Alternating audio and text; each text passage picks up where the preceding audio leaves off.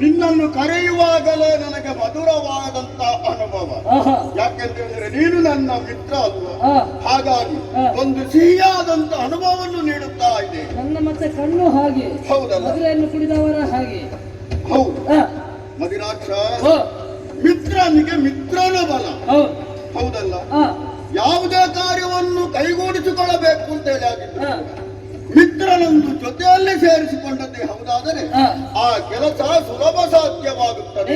ನಿನಗೆ ಇದುವರೆಗೆ ಆದಂತಹ ಸಮಸ್ಯೆಗಳಿಗೆ ಪರಿಹಾರವನ್ನು ಒದಗಿಸಿಕೊಟ್ಟವ ಯಾರು ಅಂತ ಕೇಳಿದ್ರೆ ನೀನೆ.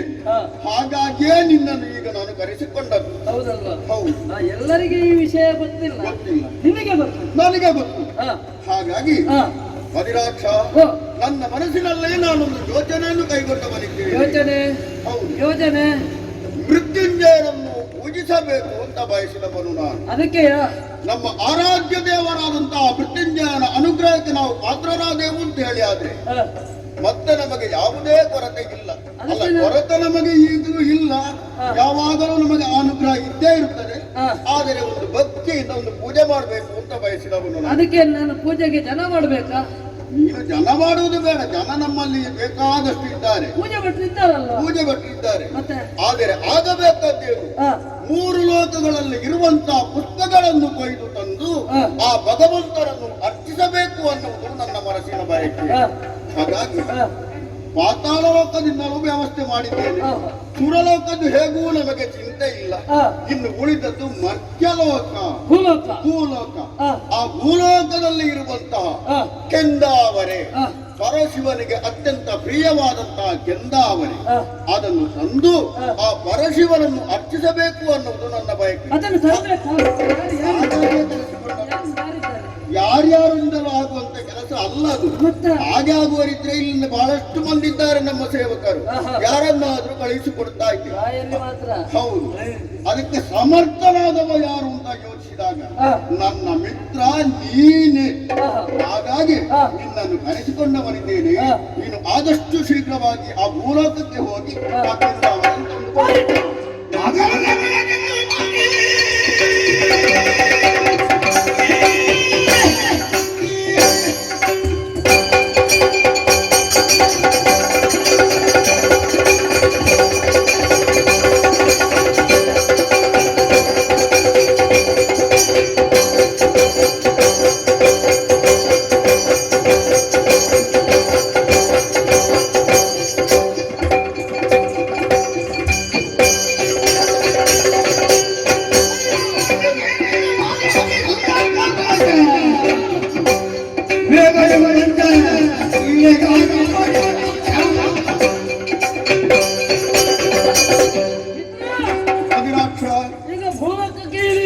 ಇಳಿಬೇಕು. ನೀನು ಹೂ ತರಬೇಕು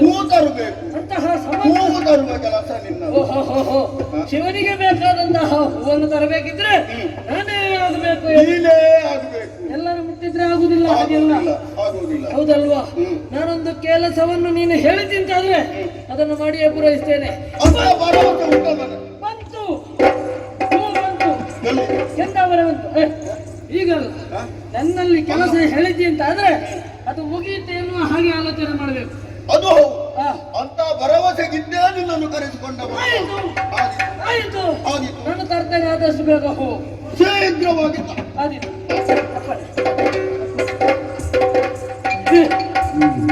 ಇವರಿಗೆಲ್ಲ ತಲೆ ಸರಿ ಅಂತ ಈ ಹೂ ತರ್ಲಿಕ್ಕೆಲ್ಲ ನಾನು ಇಷ್ಟು ಜನ ಇರುವಾಗ ನನ್ನನ್ನು ಕಳಿಸುತ್ತಾ ಇದ್ದಾನೆ. ಬೇರೆ ಇರ್ಲಿ, ತರ್ತೇನೆ ಎನ್ನುವ ಹಾಗೆ ಹೇಳಿದ್ದೇನೆ. ಮಿತ್ರ, ಏನಾಡಿದ್ರು ತೊಂದರೆ ಇಲ್ಲ, ಇಳಿತೇನೆ ಭೂಲೋಕಕ್ಕೆ.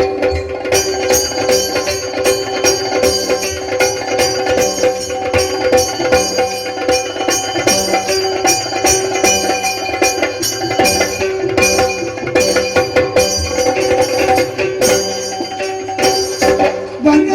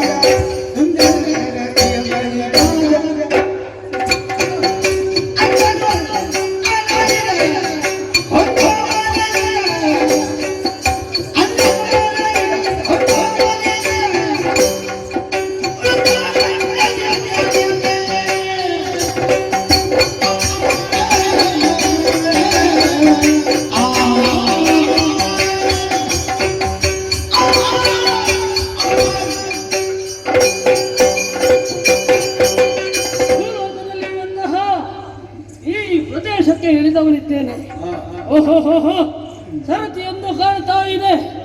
ರಾತ್ರಿಯ ಸಂದರ್ಭ, ಬೆಳದಿಂಗಳು ಕಾಣ್ತಾ ಇರುವೆ. ಆ ಬೆಳದಿಂಗಳು ಈ ಹೂವಿನ ಮೇಲೆ ಬೀಳುವಂತಹ ಸಂದರ್ಭದಲ್ಲಿ ನಕ್ಷತ್ರಗಳ ಹಾಗೆಯೇ ಕಾಣ್ತಾ ಉಂಟು. ಹಾಗಿದ್ರೆ ನಮಗೆ ಬೇಕಾದಂತಹ ಹೂವುಗಳು ಇದೆ ಅಲ್ವೇ? ನಾವು ಯಾಕೆ ಯೋಚನೆ ಮಾಡುದು? ಬಹಳ ಸಂತೋಷವಾಯಿತು. ಒಂದೊಂದನ್ನೇ ಕೊಯ್ದು ಸಂಗ್ರಹ ಮಾಡ್ತೇನೆ.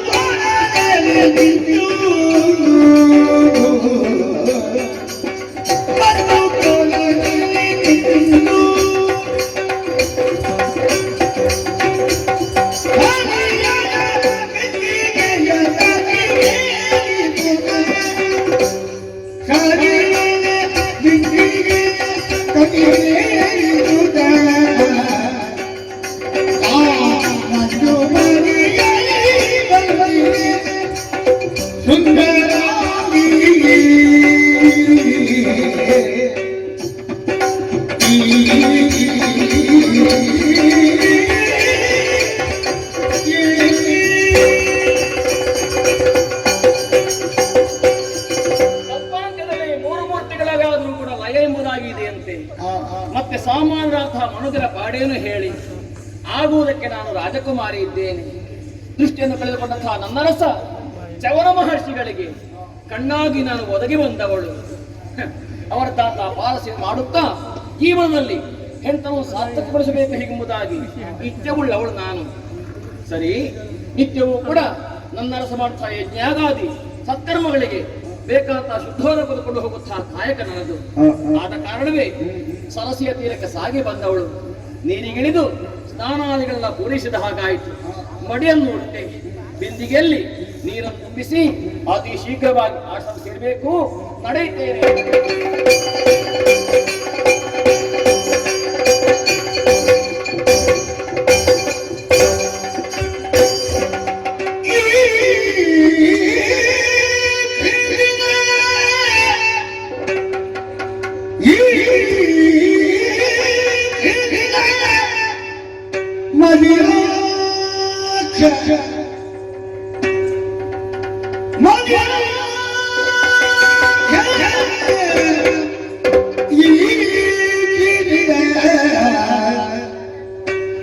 ಈ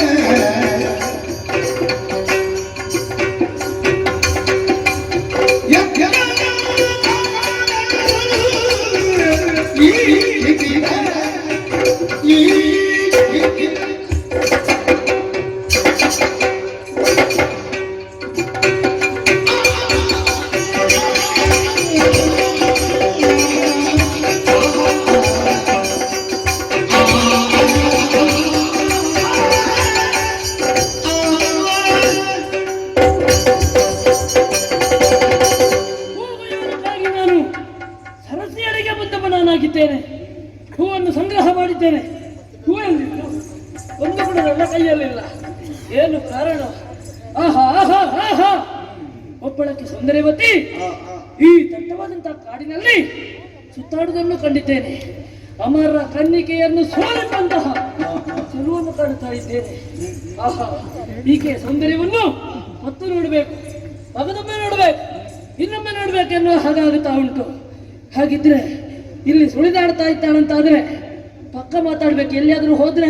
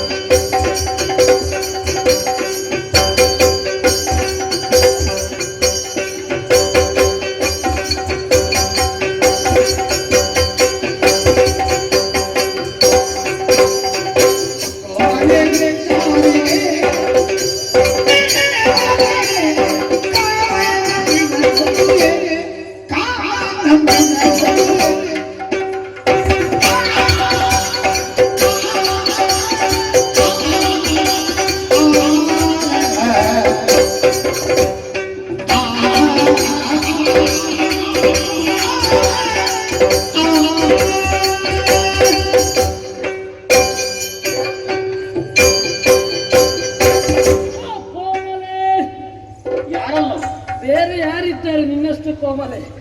ನೀನೇ. ಹೌದೌದು, ನಿನ್ನನ್ನೇ ಕರೆಯುವುದು ನಾನು. ಆಶ್ಚರ್ಯವನ್ನು ಕಾಡ್ತಾ ಇದ್ದೇನೆ. ನಾನೇನು ಮೇಲಿಂದ ಇಲ್ಲಿ ಕೇಳಿದವನಾಗಿದ್ದೇನೆ. ಭೂಲೋಕ ಕೇಳಿದಂತಹ ಸಂದರ್ಭದಲ್ಲಿ ಏನು ಆಶ್ಚರ್ಯ, ನಾನು ಹೇಳಿದದ್ದು ಕಾಡಿನಲ್ಲಿ. ಈ ದಟ್ಟವಾದಂತಹ ಕಾಡು, ಮಹಾ ವಿಪಿನದವಳು ಒಬ್ಬಳಕ್ಕೆ ಇದ್ದಿದ್ದೆ. ಓಹೋ ನೋಡಬಾರದೆ, ನಿನ್ನ ಧೈರ್ಯವನ್ನು ನೋಡಬಾರದೆ ಎನ್ನುವ ಹಾಗೆ ಯೋಚನೆ ಮಾಡಿದ್ದು ನೀನು. ಈ ಮಹಾ ವಿಪನದಲ್ಲಿ ನೀನು ಸುಳಿದಾಡುವುದಾದ್ರೂ ಯಾಕೆ? ಒಬ್ಬಳೆ ಮಾತ್ರವಲ್ಲ, ನಿನಗೆ ಏನೋ ಒಂದು ರೀತಿಯಾದಂತಹ ಒಂದು ಏನು ವ್ಯತ್ಯಾಸ ಕಂಡೆ? ವ್ಯತ್ಯಾಸ ನೋಡಬಾರದೆ. ಬೀಳಿದಾದಂತಹ ಸೀರೆ ನಾರುಮಡಿ. ಹೌದೌದು ಹೌದು. ಜುಟ್ಟು ಋಷಿ ಪತ್ನಿ. ಬೇರೆ ಆಭರಣಗಳೆಲ್ಲ ಏನಿಲ್ಲ. ಇದೊಂದು ದೂರ ನಿಲ್ಲು. ದೂರ ಎಷ್ಟು ದಿನ ಆಯ್ತು? ಎಂತದ್ದು ದೂರ ನಿಲ್ಲಿಕ್ಕೆ? ನಿನ್ನ ಮುಖ ಹಾಗಲ್ಲ, ಮತ್ತೆ ಆಶ್ಚರ್ಯವನ್ನೇ ಕಾಣುತ್ತಾ ಇದ್ದೇನೆ ಅಂತ ಹೇಳಿದ್ದು ನಾನು. ಆದ್ದರಿಂದ ಈ ನೇಮ ನಿಷ್ಠೆಗಳೆಲ್ಲ ನಿನಗೆ ನಿನ್ನ ಸೌಂದರ್ಯವನ್ನು ನೋಡಿದಾಗ ಇದೆಲ್ಲ ನಿನಗೆ ಬೇಡ ಅಂತ ಕಾಡ್ತಾ ಇದೆ. ಅಂತಹ ಸೌಂದರ್ಯದ ರಾಶಿ ಇದೆಲ್ಲ ಯಾಕೆ ಬೆಳೆದಾದ ಸೀರೆ, ಇದನ್ನೆಲ್ಲ ತೆಗೆದು ಬಾ ಇಲ್ಲಿಗೆ. ಆದ್ದರಿಂದ ಹೇಳುದು, ನೀನ್ ಯಾರು? ನೀನ್ ಇಲ್ಲಿ ಬರ್ಬೇಕಿದ್ರೆ ಕಾರಣ ಏನು? ಕಾಮ ನಂಬಿನ ಮುಗುಳೆ, ಕಾಮನ ಬಿಲ್ಲು ಹೇಗುಂಟು ಅದೇ ತರನಾಗಿ ನಿನ್ನದಾದಂತಹ ಜೀವ. ಆಹಾ, ಇಂತಹ ಸೌಂದರ್ಯವತಿಯನ್ನು ನಾನು ಮೇಲೆ ನೋಡ್ಲಿಲ್ಲ, ಕೆಳಗೂ ನೋಡ್ಲಿಲ್ಲ, ಇನ್ನೂ ಕೆಳಗೂ ನೋಡ್ಲಿಲ್ಲ. ಅಂತಹ ಸೌಂದರ್ಯದ ರಾಶಿ ನೀನು ಯಾರು? ಇಲ್ಲಿ ಯಾಕೆ ಬಂದಿದ್ದಿ? ಏನು ಕೆಲಸ? ನನ್ನನ್ನೇ ಕೇಳುವೆಯಾ? ಹೌದು.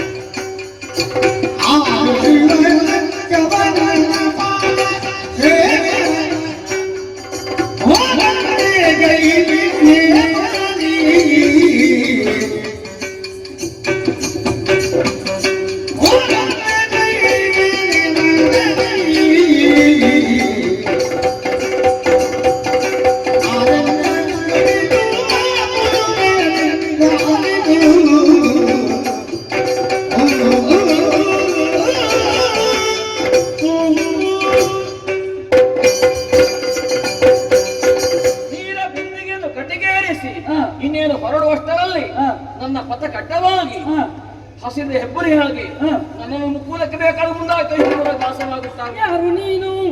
ಯಾರು ನೀನು? ಎಲ್ಲಿ ಅವಳು?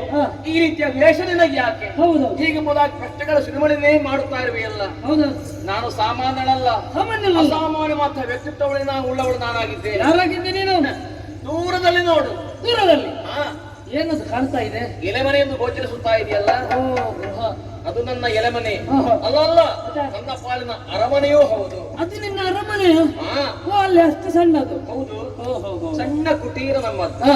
ಅಲ್ಲಿ ನಿತ್ಯವೂ ಕೂಡ ಲೋಕ ಕಲ್ಯಾಣಾರ್ಥವಾಗಿ ಯಾಗವನ್ನು ತಪವನ್ನು ಮಾಡ್ತಾ ಕಾಲ ಕಳೆಯುತ್ತಾ ಇರುವರು. ಅಲ್ಲಿ ಎಷ್ಟು ಜಾಗ ಉಂಟು ಸುತ್ತಾಡ್ಲಿಕ್ಕೆ ನಿಮಗೆ? ಚ್ಯವನ ಮಹರ್ಷಿಗಳು, ಅವರ ಪ್ರಿಯ ಭಾರ್ಯೆಯೇ ನಾನು. ನನ್ನ ಹೆಸರು ಸುಕನ್ಯೆ ಹೀಗೆಂಬುದಾಗಿ. ಸುಕನ್ಯೆ? ಹೌದು. ನಿನ್ನನ್ನು ಕಂಡಾಗ ನನಗೆ ಯಾಕೋ ಆಶ್ಚರ್ಯವಾಗುತ್ತಾ ಇದೆ. ಏನು ಆಶ್ಚರ್ಯ? ನನ್ನನ್ನು ನೋಡಿ ನಿನ್ನ ಕಣ್ಣುಗಳು 300 ಸುತ್ತು ಗಿರಗಿರೆ ಕೊಡುತ್ತಾ ಉಂಟು. ಯಾರು ನೀನು? ಊರಿ ಮಹಿಮನಂತೆ ಕಾಣುತ್ತಾ ಇವೆಯಲ್ಲ. ಹೌದೌದು. ಇಲ್ಲಿಗೆ ಯಾಕೆ ಬಂದೆ? ಹೊಸ ಮುಖ ಇದು. ಸಮಸ್ತ ಪರಿಚಯವನ್ನು ಹೇಳ್ತೀಯ ನೀನು? ಹೌದಾ?